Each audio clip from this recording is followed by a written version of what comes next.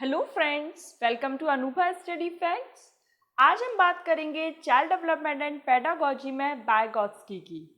Vygotsky से related जो भी क्वेश्चंस अभी तक सीटेट, क्योंकि सीटेट में बहुत ज़्यादा पूछे गए हैं, अभी तक एक भी एग्जाम सीटेट का ऐसा नहीं हुआ जहाँ पर वाइगोत्स्की से रिलेटेड क्वेश्चंस ना आए हो। चाहे आपका एमपी टेट हो, यूपी टेट हो, सीटेट हो या फिर कोई अदर टीचिंग एग्जाम्स, वाइगोत्स्की, पियाजे, कोलबर्ग, एनसीएफ, ये कुछ ऐसे टॉपिक्स है गाइस जहाँ से हर बार क्वेश्चंस पूछा ही पूछा जाता है। तो हम उन्हीं टॉपिक्स को सबसे पहले कवर अप कर रहे हैं। हमने पियाजे की थ्योरी कंप्लीट करी, उसके बाद हमने 25 से 30 एमसीक्यू क्लियर कर लिए। उससे क्या होगा गाइस, अगर जो फर्स्ट टाइम भी पियाजे की थ्योरी को पढ़ रहा है और उसे कोई भी डाउट अगर थ्योरी में रह जाता है तो वो एमसीक्यू में क्लियर हो जाएगा। इसी तरीके से हम वाइगोत्स्की भी करेंगे। आज हम थ्योरी कंप्लीट करेंगे और एक ही वीडियो में हम ये थ्योरी कंप्लीट कर लेंगे। उस वजह से क्या होगा, जब आप एमसीक्यू लगाएंगे तो एक वीडियो और देखनी पड़ेगी और आपके सारे कंसेप्ट्स क्लियर हो जाएंगे। So without wasting time let's get started. सबसे पहले वाइगोत्स्की के बारे में बात करते हैं हम।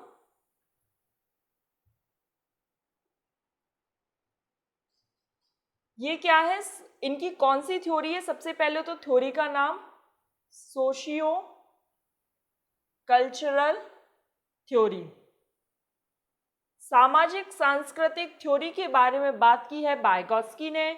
सोशियो मतलब सोसाइटी से रिलेटेड है, कल्चरल सामाजिक, सोशियो कल्चरल थ्योरी सामाजिक सांस्कृतिक थ्योरी के बारे में इन्होंने बात की है, ये सिद्धांत दिया है।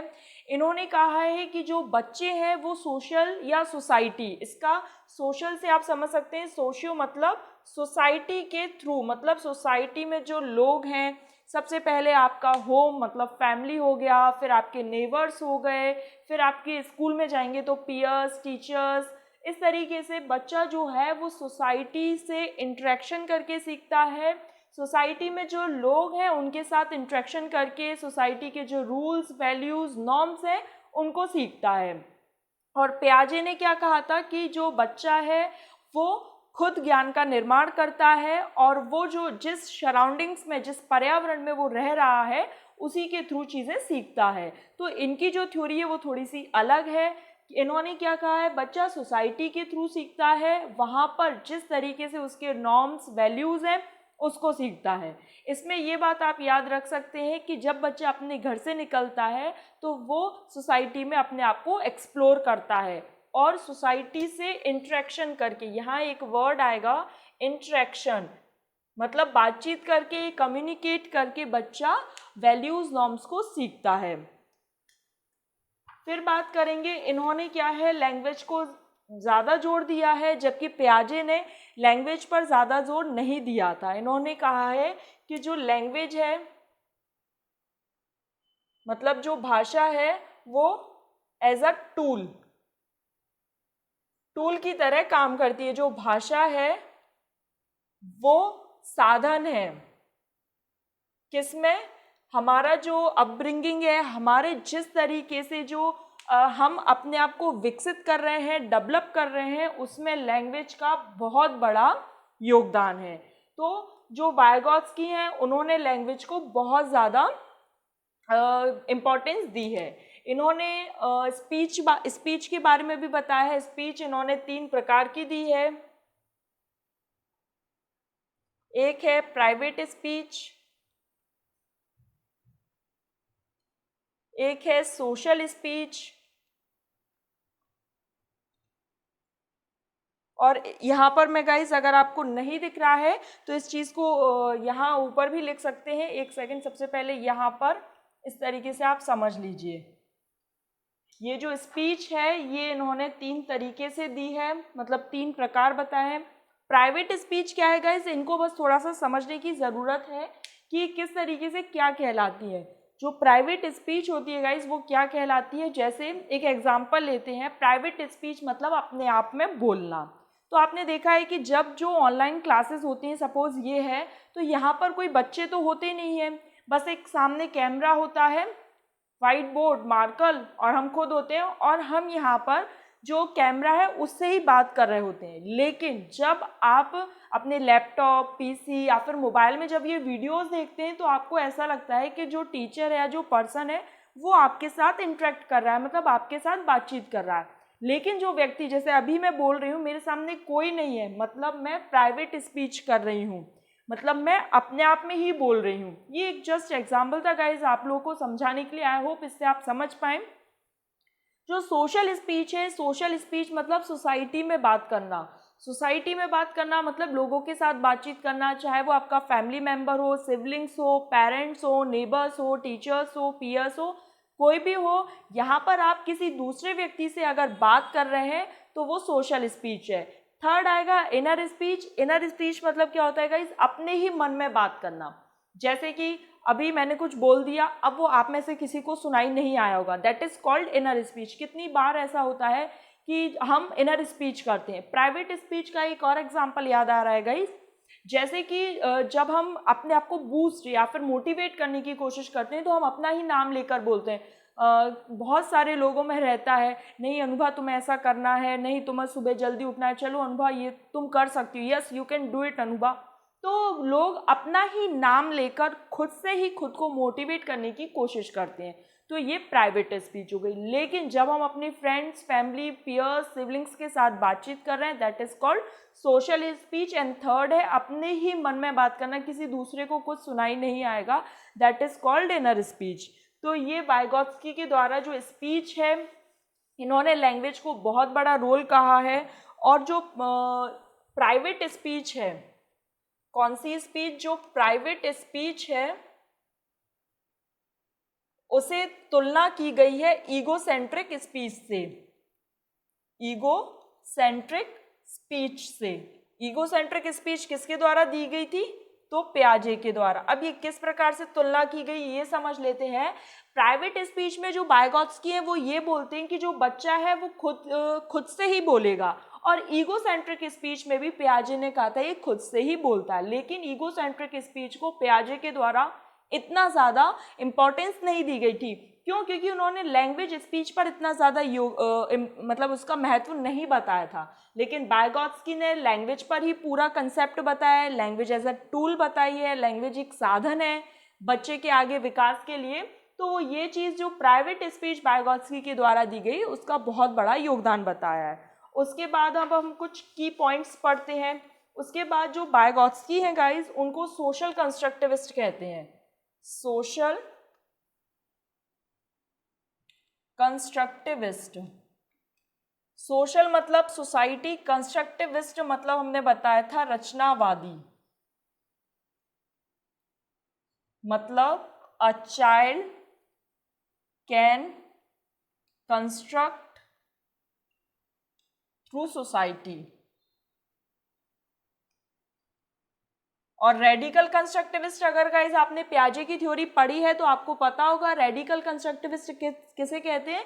तो रेडिकल कंस्ट्रक्टिविस्ट पियाजे को कहा जाता है। वाइगोत्स्की को सोशल कंस्ट्रक्टिविस्ट कहा जाता है, मतलब सामाजिक रचनावादी इसलिए कहा जाता है क्योंकि इन्होंने ये कहा है कि जो वो बच्चा है वो सोसाइटी में रहकर लोगों के साथ इंटरेक्शन करके लोगों को इंटरनलाइज करेगा, मतलब अंतर्ग्रहण करेगा चीज़ों को। वहाँ के जो रूल्स हैं, वैल्यूज़ हैं, वहाँ के जैसे जो क्लब हाउसेस रहते हैं सोसाइटी के अंदर, या फिर जो भी एक लाइब्रेरी ले लेते हैं, लाइब्रेरी में भी जो वैल्यूज़, नॉर्म्स हैं, वहाँ के कुछ रूल्स होते हैं कि आपको बातचीत नहीं करनी है। इस तरीके से बच्चा क्या करता है, सोसाइटी में रहकर उन चीज़ों को सीखता है, वहाँ के रूल्स, वैल्यूज़, नॉर्म्स को अपने अंदर अंतर्ग्रहण करता है।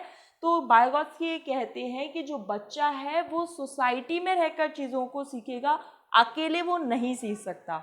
जबकि पियाजे ने इसका जस्ट अपोजिट कहा था कि जो बच्चा है वो खुद से सीख सकता है, उसमें इतनी कैपेसिटी होती है कि वो खुद से चीज़ों को सीख सके। तो यहाँ पर ये दो अलग अलग हैं, आपको याद रखना है। वाइगोत्स्की जो है वो सोशल कंस्ट्रक्टिविस्ट हैं और जो पियाजे हैं वो रेडिकल कंस्ट्रक्टिविस्ट हैं। कुछ की पॉइंट्स की बात की गई है वाइगोत्स्की के द्वारा, उनको हम देख लेते हैं।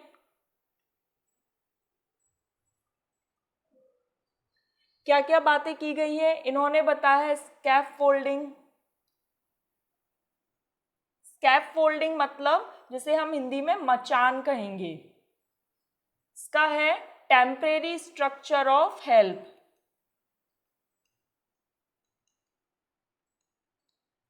Temporary structure of help is called scaffolding. मतलब जो एक बच्चे को केवल थोड़ी सी, जैसे आपने देखा होगा जब जैसे किसी क्वेश्चन किसी टीचर द्वारा किसी बच्चे से कोई क्वेश्चन पूछा गया, ठीक है, अब उसे मतलब वो उस चीज़ को एक्सप्रेस नहीं कर पा रहा है, वो समझ रहा है उसका आंसर क्या होगा, लेकिन वो इस चीज़ को एक्सप्रेस नहीं कर पा रहा है कि क्या होना चाहिए। तो अगर टीचर उसे हिंट दे दे कि इसको ऐसे करना है या इसको इस तरीके से किया जा सकता है, दैट इज कॉल्ड स्कैफोल्डिंग। मतलब एक टेम्परेरी स्ट्रक्चर ऑफ हेल्प, आप उसको थोड़ी सी हेल्प प्रदान कर रहे हैं उसको सॉल्व किसी चीज़ को सॉल्व करने में, तो ये क्या आएगा गाइस, स्कैफोल्डिंग आएगा। मतलब यहाँ पर टीचर हो सकता है, आपके पेरेंट्स हो सकते हैं, आपका बड़ा छोटा भाई छोटी बहन, यहाँ पर एज से कोई मतलब नहीं रहेगा। बस ये है जो व्यक्ति आपको टेम्परेरी स्ट्रक्चर ऑफ हेल्प मतलब मचान मतलब एक सहायता या एक हिंट प्रदान कर दे, दैट इज कॉल्ड स्कैफोल्डिंग।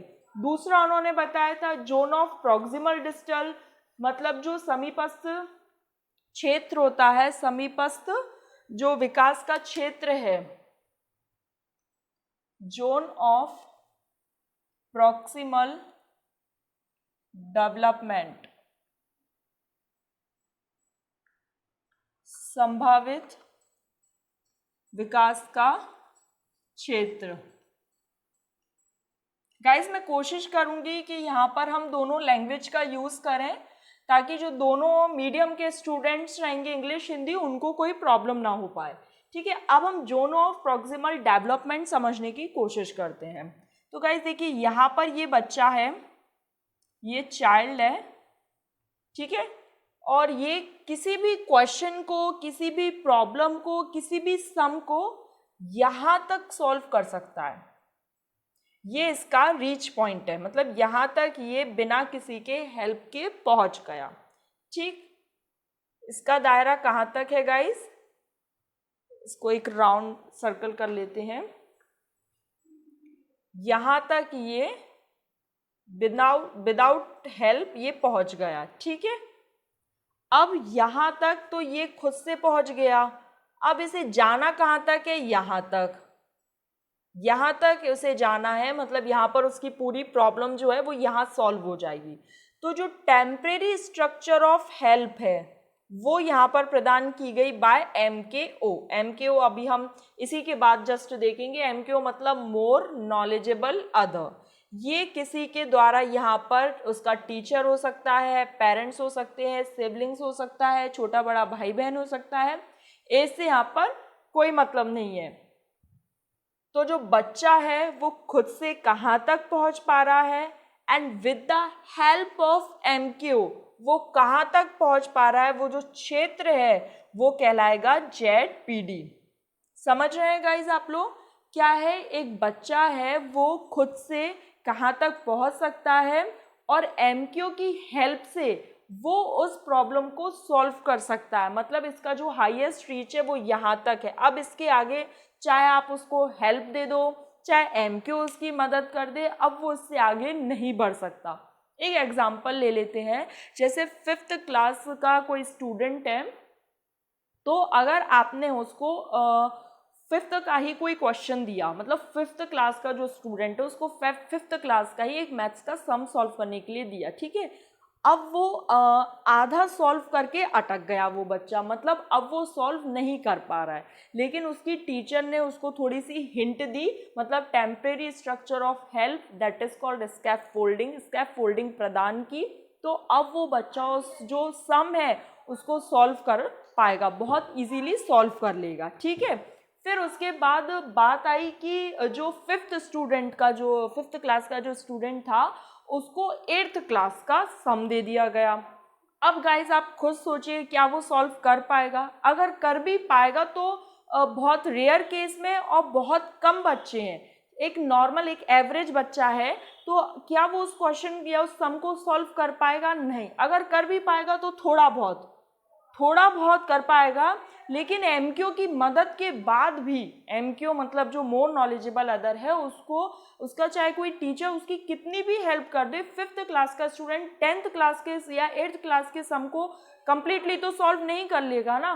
तो ये उसका जो जोन ऑफ प्रॉक्सिमल जो डेवलपमेंट है वो केवल गाइज एक निर्धारित रहता है कि बच्चा क्या कर सकता है और एमक्यू की हेल्प से वो कितना सॉल्व कर सकता है। ये जो बीच का दायरा है वो जोन ऑफ प्रॉक्सिमल डेवलपमेंट कहलाता है। आई होप यहाँ पे क्लियर हो गया होगा। जब हम एमसीक्यू करेंगे गाइस तो आपको पता चल जाएगा कि क्वेश्चन किस तरीके से पूछे जाते हैं, वहां पर हम इसको एक बार और डिस्कस करेंगे, तो आई होप वहां पर आपको कंप्लीटली क्लियर हो जाएगा। उसके बाद हमने तीसरी बात की, एमक्यू क्या है। एमक्यू है more knowledgeable other. More knowledgeable other मतलब जो हमसे ज़्यादा जानता हो, भले ही उसकी एज कुछ भी रही हो। MKO मोर नॉलेजेबल अदर मतलब बस ये हमसे ज़्यादा जानता हो, हमारे पेरेंट्स हो सकते हैं, हमारे टीचर्स हो सकते हैं, हमारे पीयर्स हो सकते हैं, यहाँ तक कि हमारे छोटे भाई बहन भी हो सकते हैं, क्योंकि इसमें एज कोई मैटर नहीं करती। जो आपसे ज़्यादा जानता है वो एमक्यू कहलाएगा। तो गाइज अभी हमने बात की थी ये जो की पॉइंट्स थे इनके बारे में। अब हम बात करते हैं वाइगोत्स्की ने लैंग्वेज एंड थॉट के बारे में क्या कहा। सबसे पहले मैं यहाँ पर आपको प्याजे का बता देती हूँ, उससे क्या होगा, थोड़ा सा आपका रिवाइज हो जाएगा और आपको समझ आ जाएगा कि किस तरीके से प्याजे ने थॉट और लैंग्वेज के बारे में बताया था। प्याजे ने बताया था कि जो थॉट होता है वो पहले आता है फिर लैंग्वेज आती है, मतलब विचार पहले आता है, भाषा बाद में आती है। Thoughts proceeds language. ठीक है गाइज, क्या बताया था प्याजे ने, जो थॉट होता है वो लैंग्वेज के पहले आता है, जो थॉट है वो प्रोसीड्स करता है लैंग्वेज को, थॉट प्रोसीड्स लैंग्वेज। ठीक, अब उसके बाद वाइगोत्स्की ने क्या कहा, जो लैंग्वेज है और जो थॉट है वो एक दूसरे से कंप्लीटली सेपरेट होते हैं, लेकिन 1.5 से 2 वर्ष के बाद ये आपस में मर्ज होना स्टार्ट हो जाते हैं। पहले ये अलग अलग रहेंगे, ये लैंग्वेज है, ये थॉट है, लेकिन आफ्टर मतलब लगभग 1.5 वर्ष की उम्र के बाद ये मर्ज होना स्टार्ट हो जाते हैं, लैंग्वेज और जो थॉट है वो मर्ज हो जाते हैं। फिर उसके बाद लर्निंग और डेवलपमेंट की बात कही गई थी। किसकी बात कही गई थी? Learning and development. लर्निंग और डेवलपमेंट की क्या बात की गई थी? सबसे पहले हम प्याजे को देख लेते हैं कि प्याजे ने क्या कहा था। प्याजे ने कहा था डेवलपमेंट प्रोसीड्स लर्निंग, मतलब विकास पहले होगा, अधिगम बाद में होगा। लेकिन वाइगोत्स्की ने क्या कहा, जो लर्निंग है वो प्रोसीड्स करेगी किसको? डेवलपमेंट को, मतलब अधिगम पहले होगा और विकास बाद में। Learning proceeds development according to Vygotsky. लेकिन प्याजे ने क्या कहा था गाइस, जो डेवलपमेंट है वो प्रोसीड्स करेगा, मतलब पहले डेवलपमेंट होगा फिर लर्निंग होगी। अब वाइगोत्स्की ने कुछ और बातें कही हैं, उनको समझ लेते हैं। इनके द्वारा कुछ टर्म्स दिए गए हैं, कोलैबोरेटिव लर्निंग,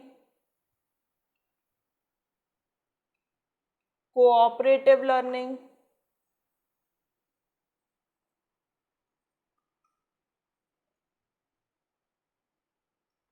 कोलैबोरेटिव लर्निंग मतलब होता है कोलैब करना, मतलब आपस में मिलकर सीखना। जब बच्चे ग्रुप में बैठकर सीखते हैं, वाइगोत्स्की ने कहा है, और ये क्वेश्चन भी आपको सीटेट में देखने को मिलेगा जब हम एमसीक्यू डिस्कस करेंगे।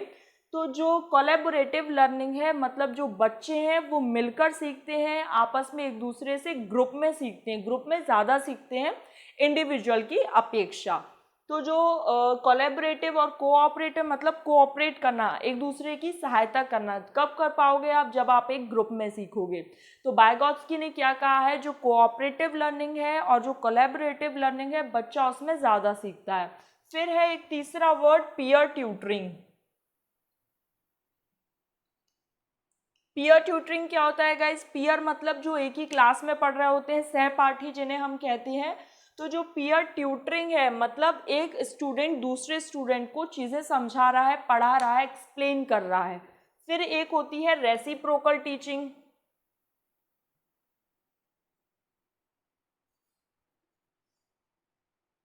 रेसिप्रोकल टीचिंग मतलब जो स्टूडेंट है वो टीचर को पढ़ा रहा है और जो टीचर है वो स्टूडेंट को पढ़ा रहा है। तो गाइज यहाँ पर ये कुछ टर्म्स दिए गए थे वाइगोत्स्की के द्वारा जो कि बहुत ज़्यादा इंपॉर्टेंट है, एग्जाम में पूछ लिया जाता है। और एक और आ जाता है कॉग्निटिव अप्रेंटिसशिप। कॉग्निटिव अप्रेंटिसशिप मतलब वो होता है जब एमक्यू आपकी हेल्प कर रहा हो। कॉग्निटिव अप्रेंटिसशिप जब जो कॉग्निटिव मतलब तब भी बताया था प्रॉब्लम सॉल्विंग से रिलेटेड होता है, ये रीजनिंग से रिलेटेड होता है, आपकी इमेजनरी पावर कितनी है, इमेजिनेशन, उससे रिलेटेड होता है, आपके इंटेलेक्चुअल डेवलपमेंट से रिलेटेड होता है।